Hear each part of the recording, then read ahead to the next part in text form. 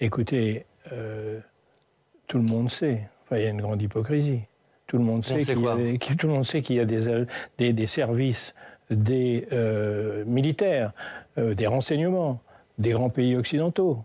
Ceux qui fournissent les missiles et qui les guident avec les Ukrainiens ne sont pas seuls à guider leurs missiles lorsqu'ils attaquent des... Vous dites c'est qu'on est déjà en Ukraine et qu'il y a une hypocrisie générale. On sait que les services de renseignement des grands pays occidentaux sont en Ukraine aujourd'hui. Et d'ailleurs, donc, premièrement, hypocrisie générale, mais peut-être que cette hypocrisie, en temps de guerre larvée, etc., elle est nécessaire. Mais jeudi, Emmanuel Macron invite les chefs de parti à l'Élysée, tout ça pour préparer le débat qui aura lieu au Parlement sur le soutien à l'Ukraine. Qu'est-ce que vous attendez, vous, de ce débat qui aura lieu au Parlement? J'attends, et j'attends depuis 2 ans, que l'on fasse ce que l'on doit faire vis-à-vis de l'Ukraine, c'est-à-dire qu'on aille beaucoup plus loin.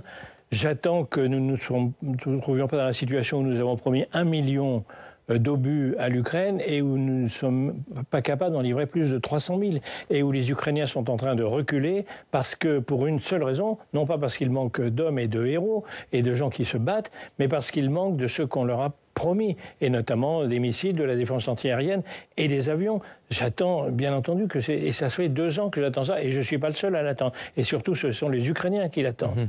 Et j'attends que nous comprenions tous, et je pense que depuis quelques semaines, le climat a changé, la mort de Navalny est sans doute pour quelque chose.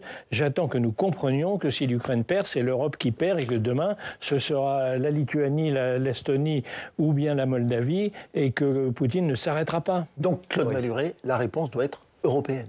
C'est ce que vous dites. Elle doit être européenne, américaine, elle doit être américaine, japonaise. Vu de Paris, ce que vous attendez d'Emmanuel Macron, c'est qu'il fasse bouger les lignes à Bruxelles.